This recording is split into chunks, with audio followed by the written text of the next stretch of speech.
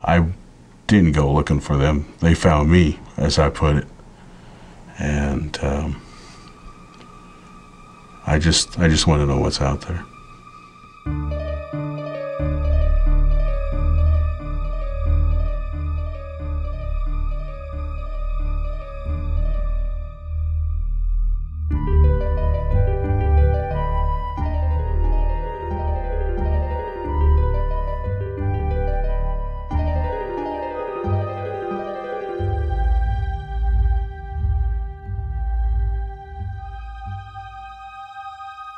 There are many names on the reservation, but the one that really sticks out is Qualima.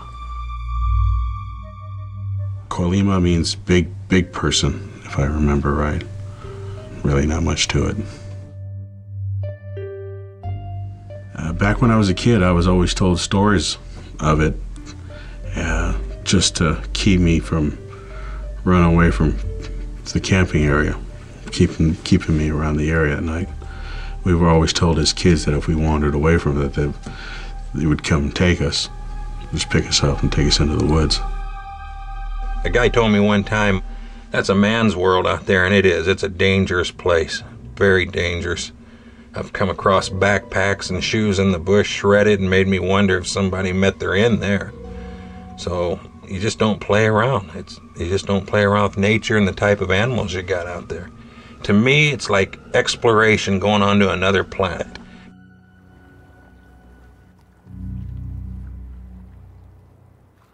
One of the things that amazes me when we're out in the bush is that you can look forever, you can travel all day long, hundreds and hundreds of kilometers, going in the most remote places you can imagine, perfect times, feeding grounds even, where you know there's plenty of berries and food, salmon.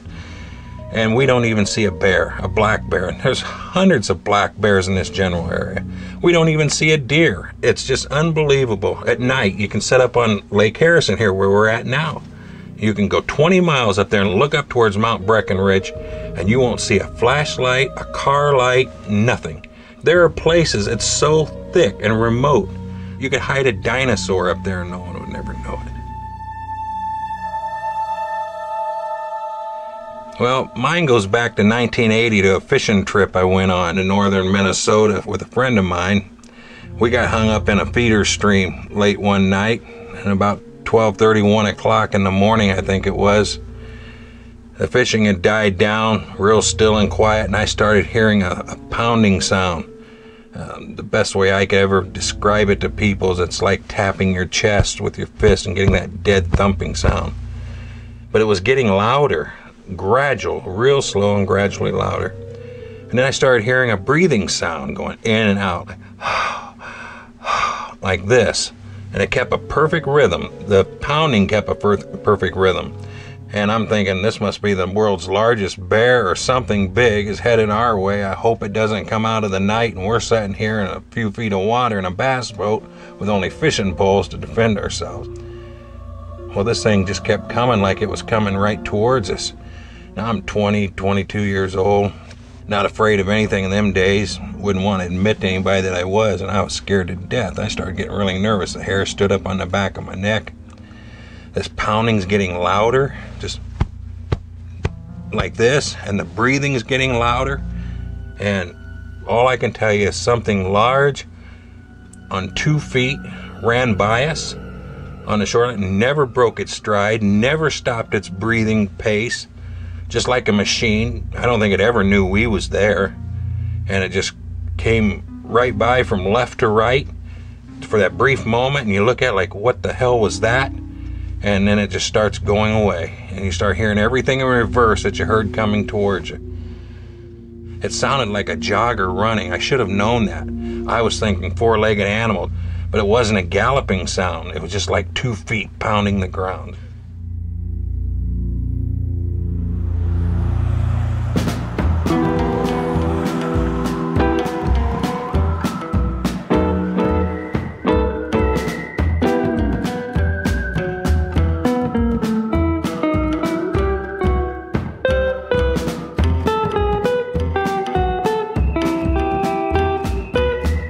People come up to me sometimes and they'll say, you're absolutely stark raving nuts. You're crazy because you research Sasquatch.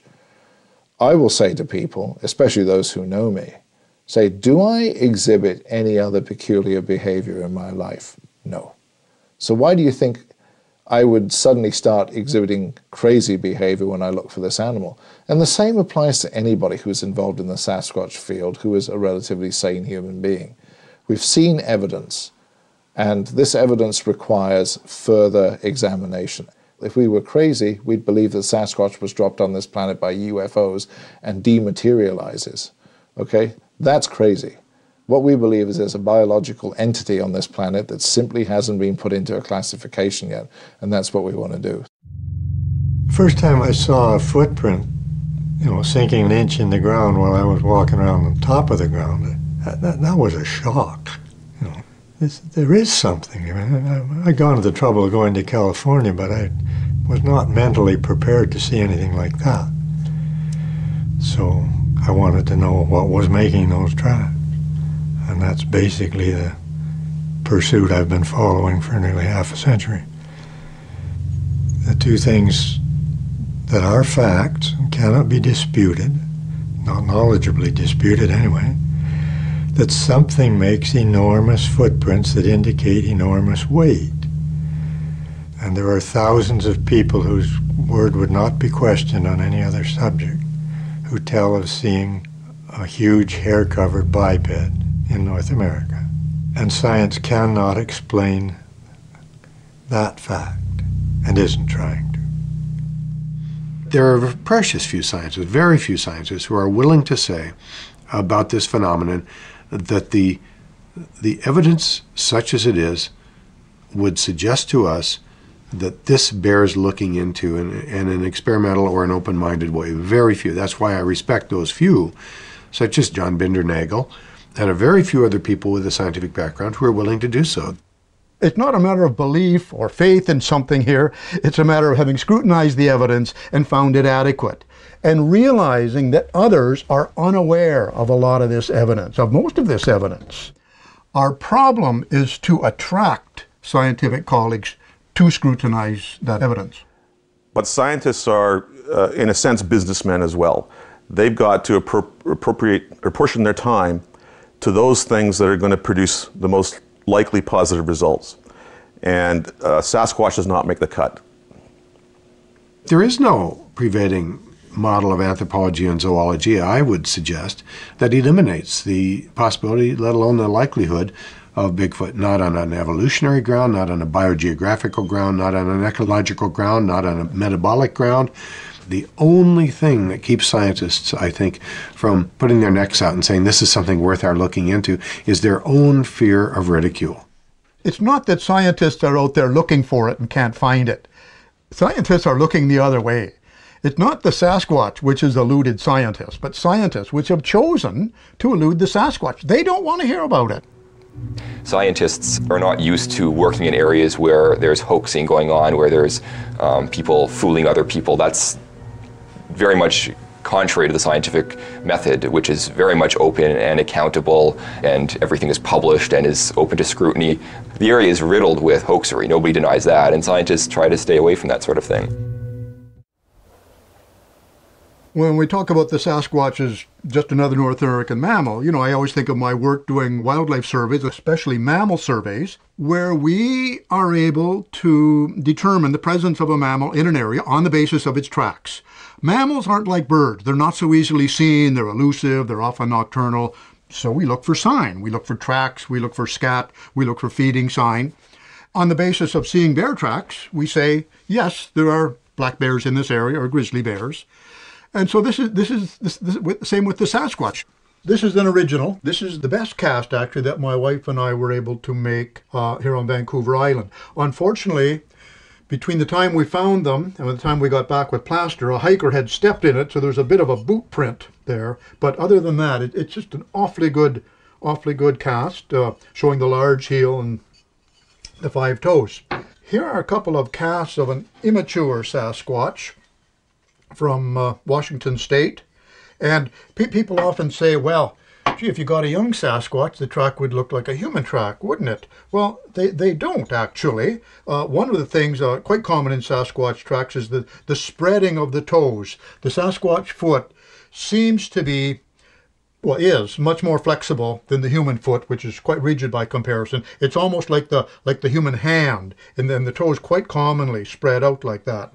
This is the largest cast in my collection. It's noteworthy for that point of view. It's also noteworthy because the big toe, the great toe, is quite divergent, sticking off to the side, which is very much an ape characteristic. Of course, in the great apes, the big toe is often straight out. In the Sasquatch, the big toe often diverges somewhat, and that's quite unhuman-like. That's a gigantic cast. That's a It's massive a very large track. There's a bit of slide in here. I'm sure that the heel actually started about there. But yes, yeah, this is an interesting cast because it shows another characteristic of the Sasquatch foot, and just as is shown in these young ones, and that is it is proportionately broader than the human foot. UFOs and Bigfoot are probably about tied for fraud. Bigfoot fraud is somebody strapping a big pair of wooden feet to his feet and stomping around in the bush and then taking clay molds of it or whatever. When you're up in the bush and you come across a set of tracks so far removed from any of the nearest roads, you didn't even know you were going to be at that spot at that given moment. Who on earth put those tracks there? How did they get there and why are they there? You can't just turn away from that and just scoff and say, somebody's playing a joke. If you're going to play a joke, you're going to go down by a park where you know people see something. You're not going to go way up in the bush. I've seen instances where I pushed a bush back to step down off of a log fall, and there was a track right there where the animal obviously had stepped where the bush was and moved it out of the way as it passed through, and the bush covered it back over and protected the track. Now, nobody set that hoping I'd see that someday. That's ludicrous.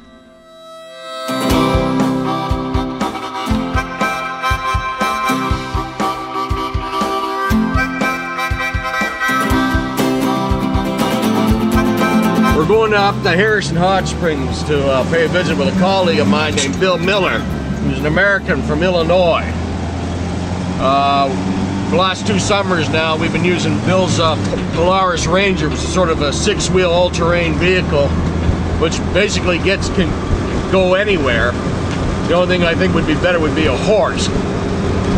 Highway 7 here, also known as Lougheed Highway, at one time was known as Scenic Sasquatch Drive because so many people reported the thing crossing in front of them at night right on this road. We've actually passed a couple of spots where sightings have occurred.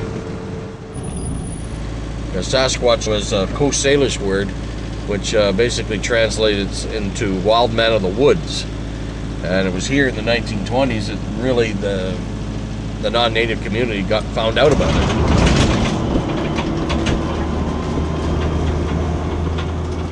I've been fascinated by this mystery ever since I was old enough to read. I still remember my mother telling my father, "Don't worry, he'll grow out of it," but it never happened. I love the outdoors and I love a mystery, and the two just went together hand in hand.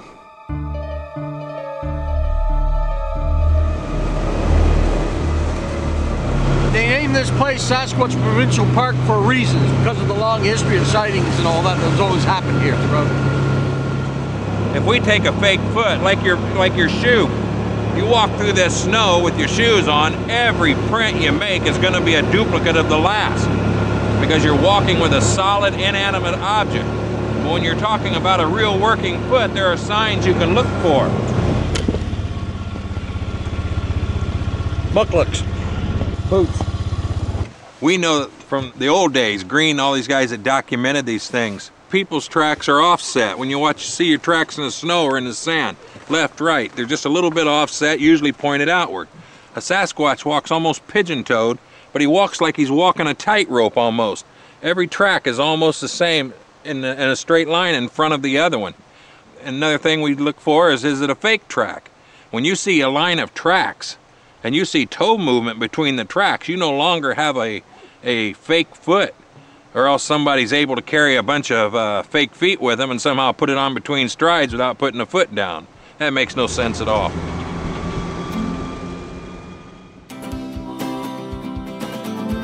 A tip is to not try to sneak around in the field. They are far superior to us as far as living in the forest, and all of their senses are better than ours. And so I would strongly recommend that someone who wants to draw a Sasquatch to you, because that's what it's going to be. You're not going to go find a Sasquatch. They're going to find you. So go into a likely area. Do not be quiet. Be loud, have fun, laugh, because that's what we do. We sing in the field. I mean, honestly, anything that you can do that's gentle, that's not aggressive.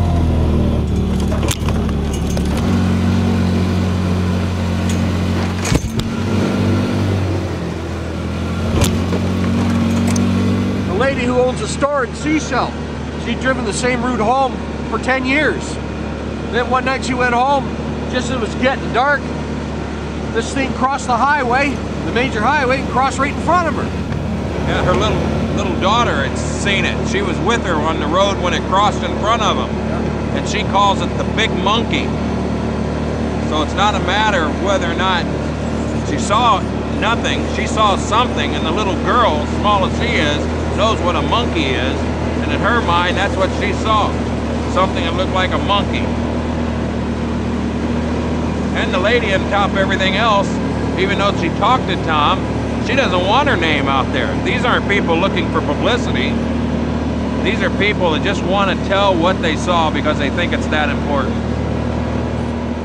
I find I almost have to pry a Sasquatch report out of an eyewitness. I'll hear that someone has had a sighting, I'll approach them, they'll wonder how I got their name, they won't want to talk, and there's almost a bit of a dance going back and forth, and finally I hear the report. I think I have a pretty good idea what Sasquatches look like, the various anatomical features that recur consistently again and again. And of course, I'm looking for those in the eyewitness descriptions. I'm not leading the eyewitness to provide them, but I'm certainly measuring them as these things come up. Eyewitness accounts are notoriously unreliable. As skeptics, we harp on that all the time. People's ability to confabulate their own memories, to inject memories into their own recollection. Any young child will know all an adult has to do is make a suggestion to you. You know, did you see that, son? And 5 years later, you'll swear, yeah, I saw it with my own eyes. Definitely, I can, give you details about it. When you consider all the things that people could describe, there's just a marvelous consistency in what they do describe.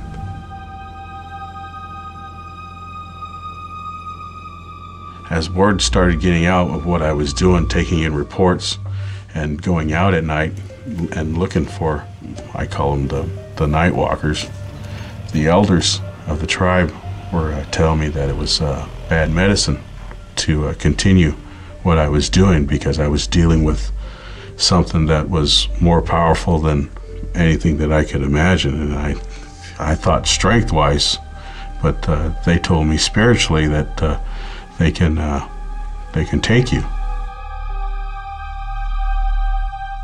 It was standing next to a tree. My partner had seen it first from a glimpse, and we drove right by it. He said there was something standing back there. So I backed the truck up, and I was looking to my left. And then as I was looking to my left, he goes, "There it goes." And then I turned immediately to my right, and I saw something go from completely standing to a full-out run, turning into almost a blur, really, as fast as it was moving through the trees. It was gone, and within 2 seconds, I immediately grabbed my stuff. When I work in the woods now, I always carry a camera with me. I grabbed my field vest, and I took off after it. And I found the impressions in the ground, and I started tracking it. And we tracked it over the hillside, and that's when we lost it.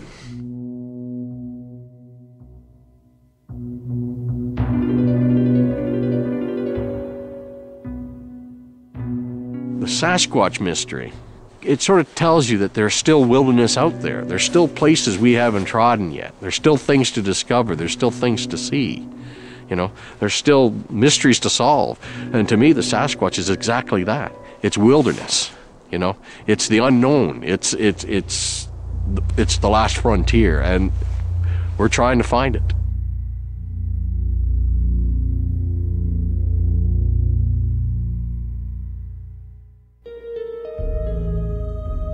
people would rather mythologize than just accept that certain things aren't known, that maybe one day science will explain it, maybe not.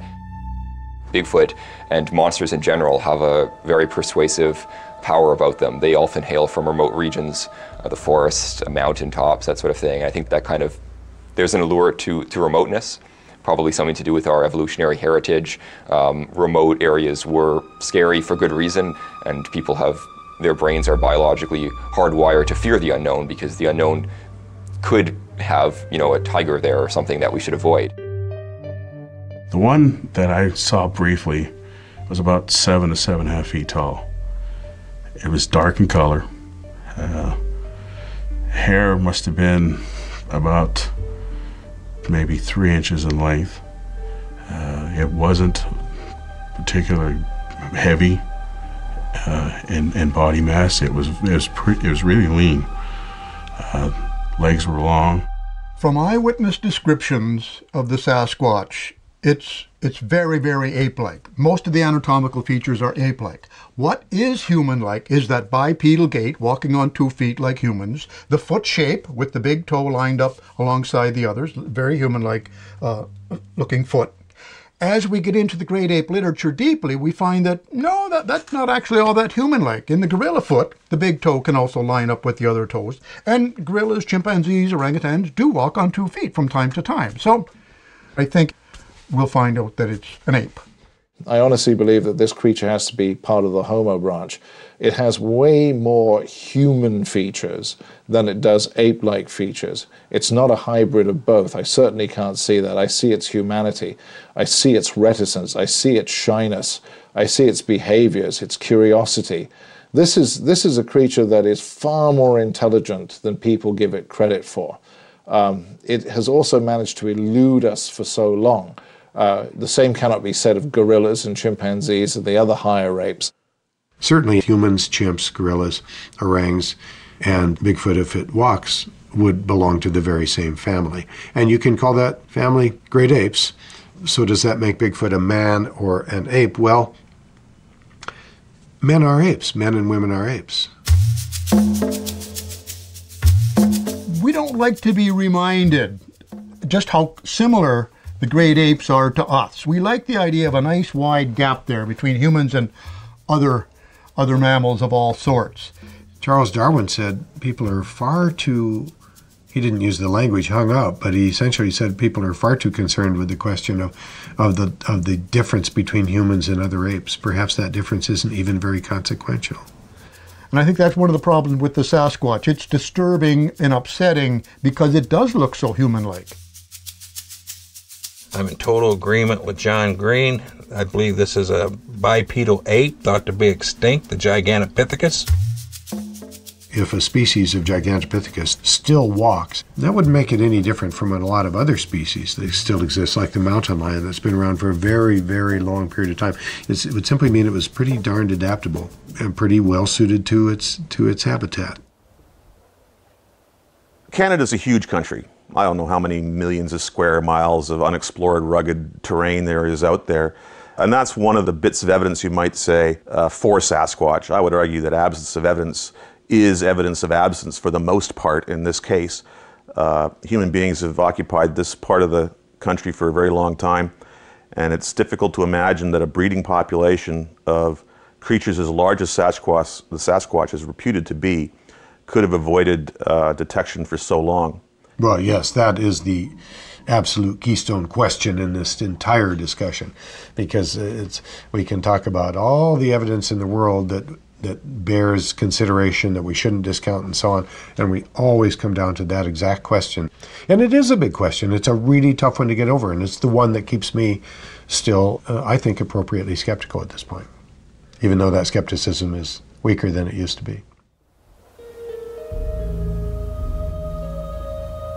At any given time, only a small proportion of that countryside has human eyes focused on it. There's a huge amount of tangled, wild country in which something could remain hidden.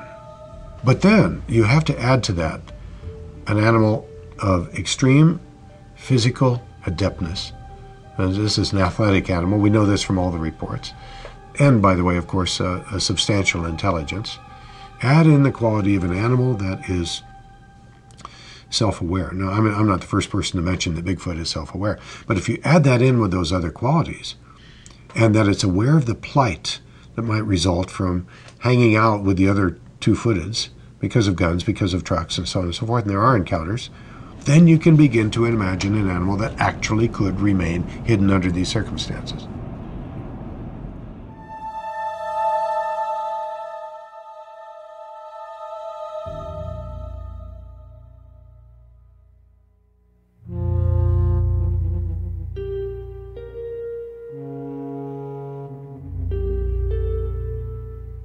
Carry a camera with you at all times, because if you're in a position to ever see one of these things, it's going to happen very quickly, and if you don't get a photograph of it, you're simply another person who says he saw a Sasquatch, and we have thousands of those.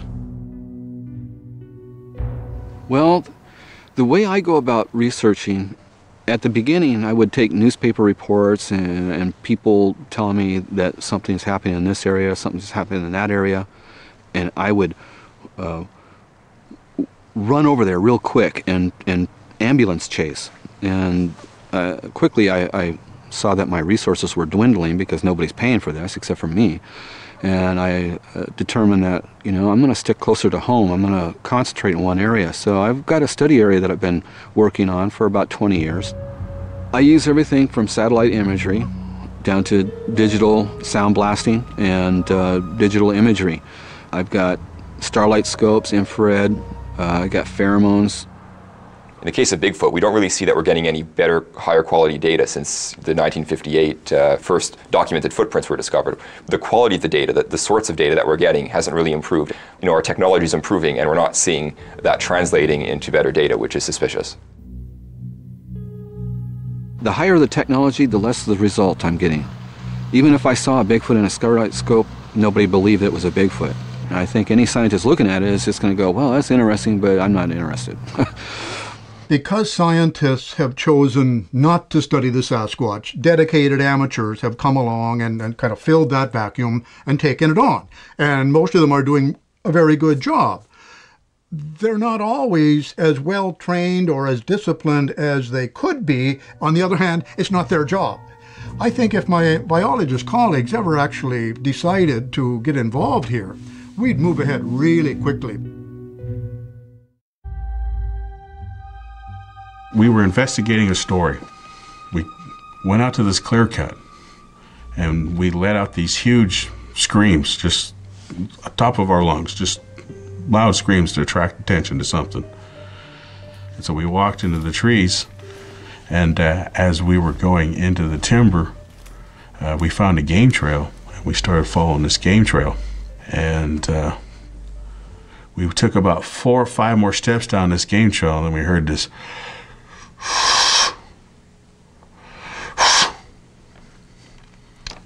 and my partner was in the lead, and he put his right hand up, and I stopped, and he pointed off to his left, telling me the direction that he'd heard it, and then I pointed in the same direction.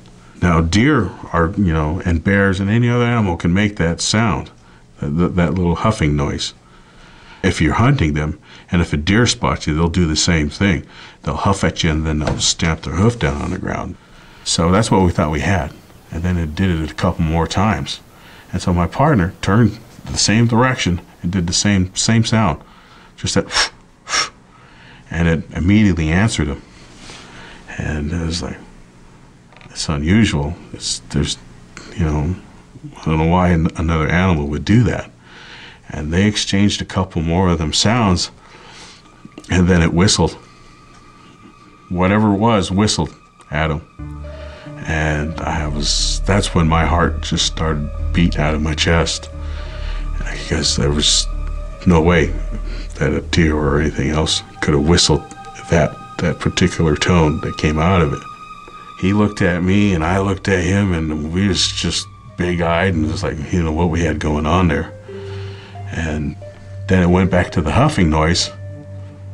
Evolutionarily, as we've seen, there's no problem evolutionarily if this animal is Gigantopithecus. That's an animal that we know walked. Chimps and gorillas do not appear in the fossil record, but giant apes do appear in the fossil record.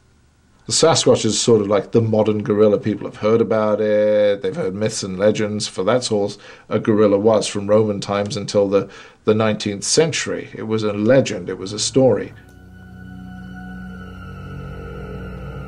And then you can hear something walking away. And so I close my eyes, and you can hear it just slowly moving away from us.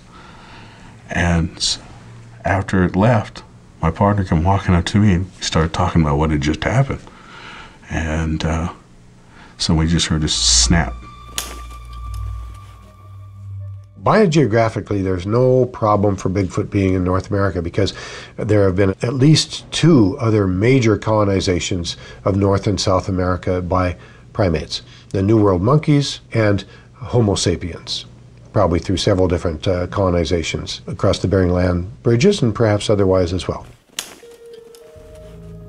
So we just heard a snap, and then it came back, and then it started huffing again.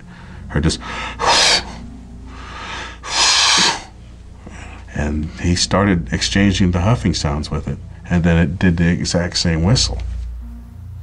Something ran away. We could hear something running away, and my partner put his arm up, and he started following it like that. And then whatever was over here did it again. And I told him, no, it's still there.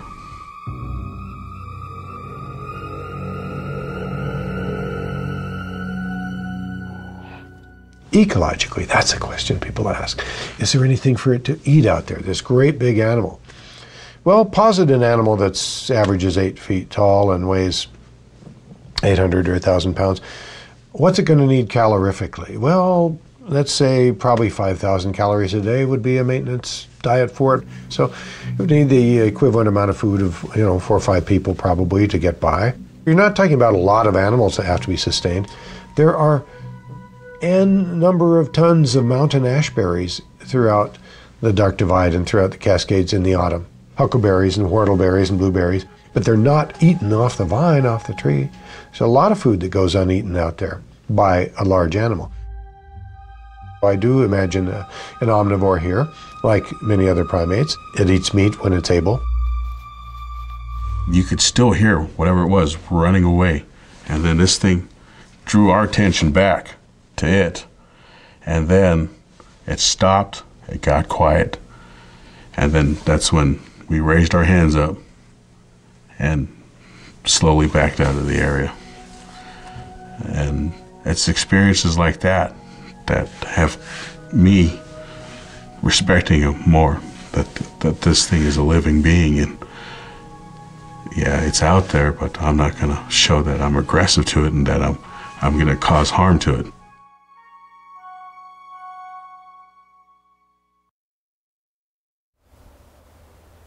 Roger Patterson wrote one time, "To the adventurer doesn't stop at the foothills but penetrates deep into the forest." To me, if you're going to look into anything, you should look into it thoroughly and not just half do it. It's like an adventure. It's a mystery. It's something that's come to me that I've had a taste of, and because of that, I can't let it go. Back in 1967, a series of events took place in the Bluff Creek area and the Blue Creek Mountains area of California. John Green and Rennie DeHinden flew down to look at a huge number of footprints that had been found on a road construction site.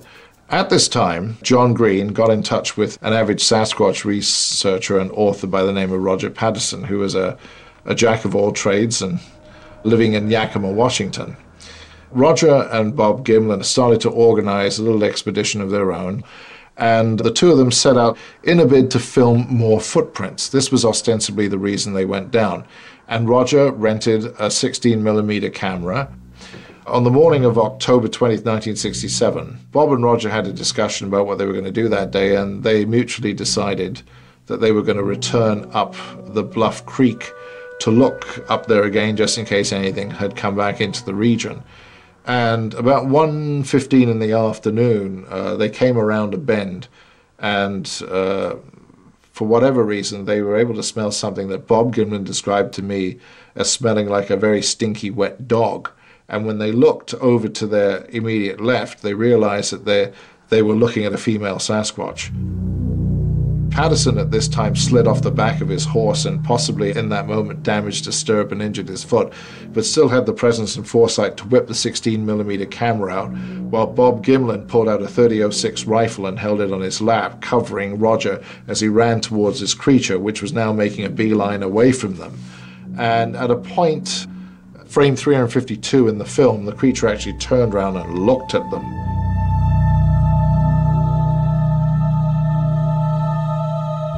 Sort of a glare like, you follow me and there are consequences, and it continued to walk away from them. Bob tried to continue tracking that animal for quite a distance, but it had gone up a hill and it wasn't conducive to ride a horse up that hill in pursuit of this particular animal. Ever since then, that film has been the subject of controversy.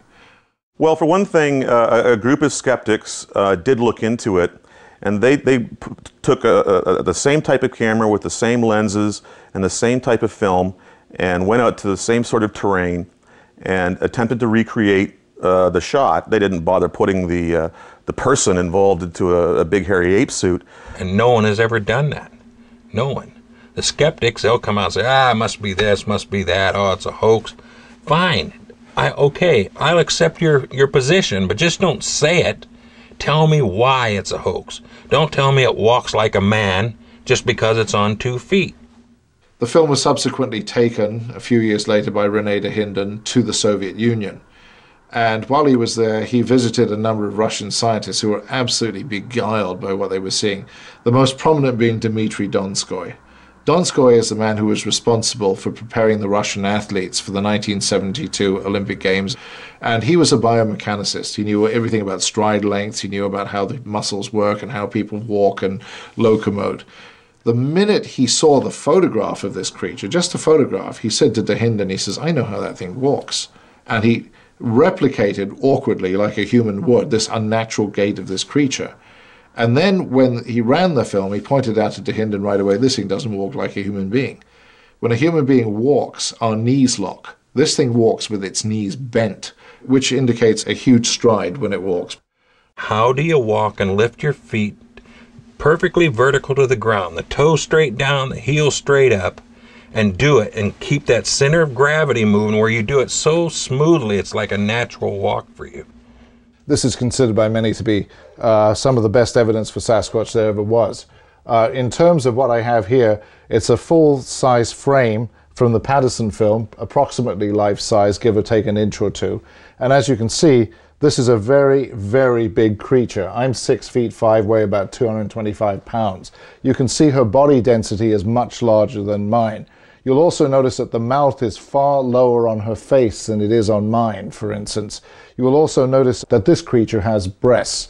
Now that would have been a tremendous creative streak in terms of Roger Patterson constructing a gorilla suit, as it were, with breasts built in. It's not impossible to do, but why would you do that when the story of Bigfoot pretty much was built on a foundation of a male Sasquatch rather than a female?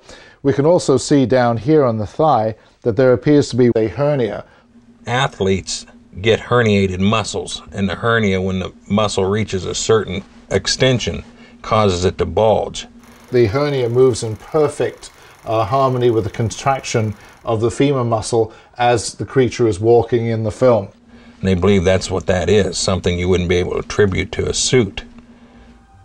Janusz Prochaska, who was well known back in the 50s, 60s, and 70s for his ape costumes, said, and I quote, "If this is a man in a costume, then every single hair was glued to his body. Otherwise, you would never have seen those muscles."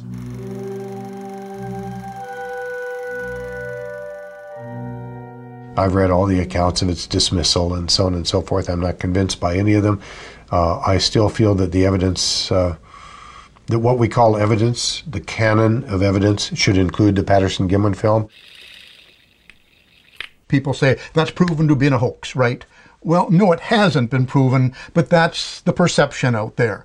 So I don't raise that film anymore, and it's very sad, but raising it as evidence just gets you into a discussion about he says, she says, and claims and counterclaims. I think we should just put that film aside for now, get on with the really hard evidence, especially the tracks, and then one day that we can bring that film back and say, well, what we now know about the Sasquatch is there in that film.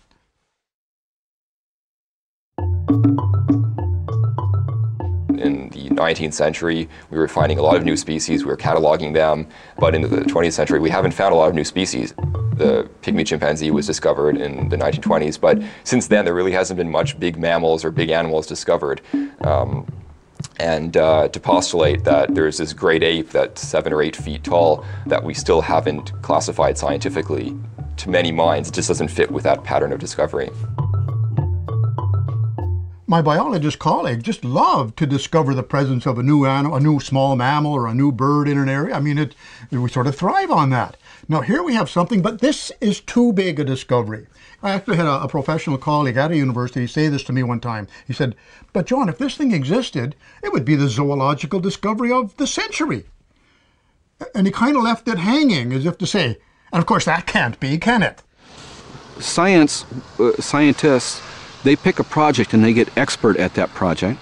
Say a physical anthropologist specializes in Gigantopithecus. He's not going to branch off and say, oh, there's something a little bit more interesting over here, and take that on. A scientist is a specialist. They're unanimous when they say what they need is a body or piece of the body. Nothing else will do. So that means an animal has to be brought in. Now, if that means that one has to be shot, then that means that that's exactly what has to happen, because we need the hard physical evidence to prove that the animal is real.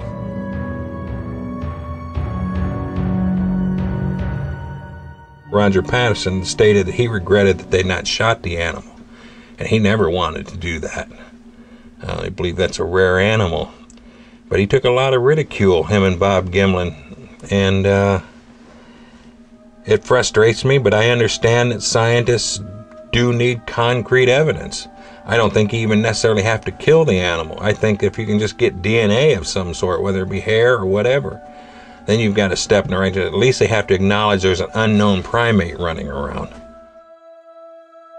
My experience from talking to hunters is that those hunters who have had a Sasquatch in their crosshairs, in the gun sights, have not been able to pull the trigger. They've seen an animal. First of all, it's not what they're hunting.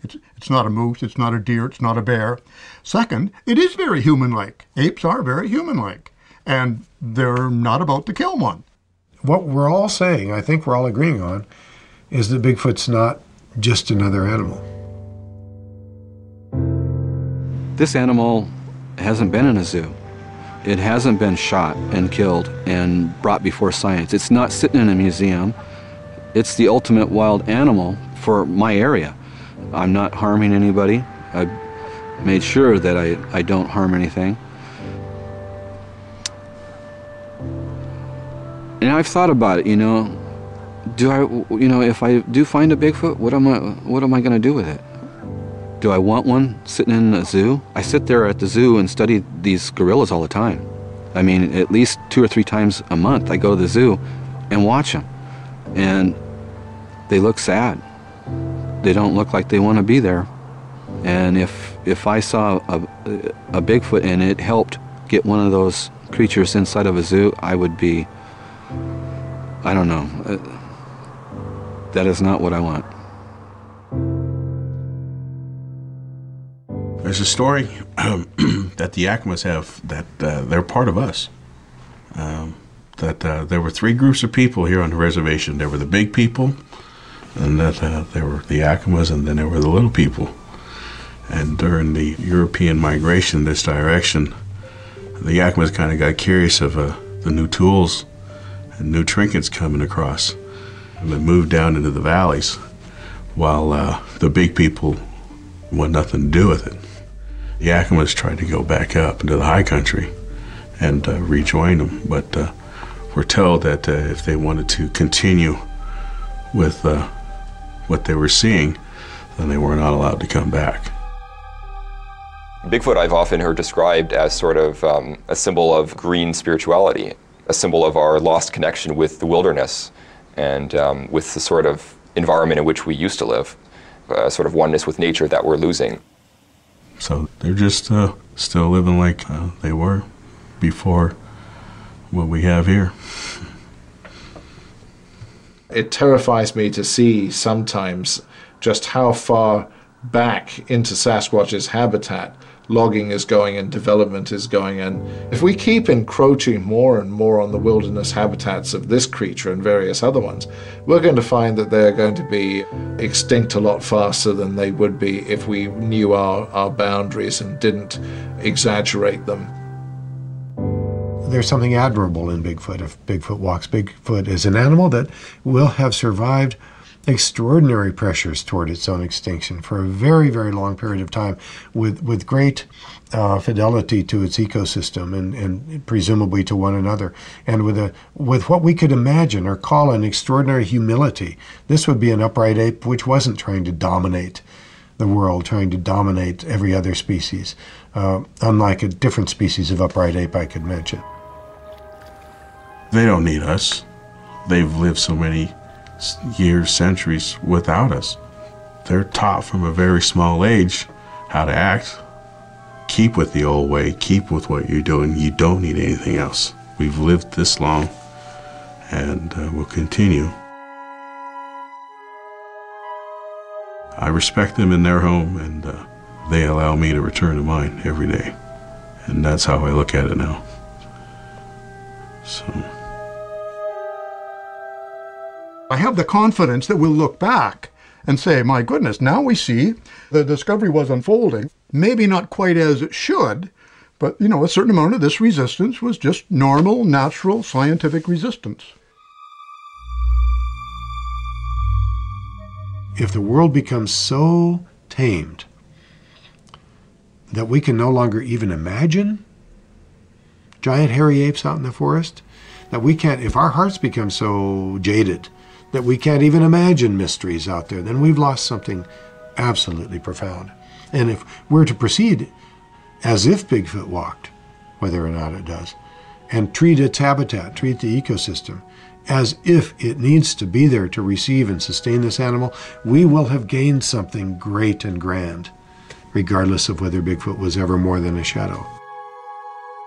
I think it's highly likely that it's a great deal more than a shadow.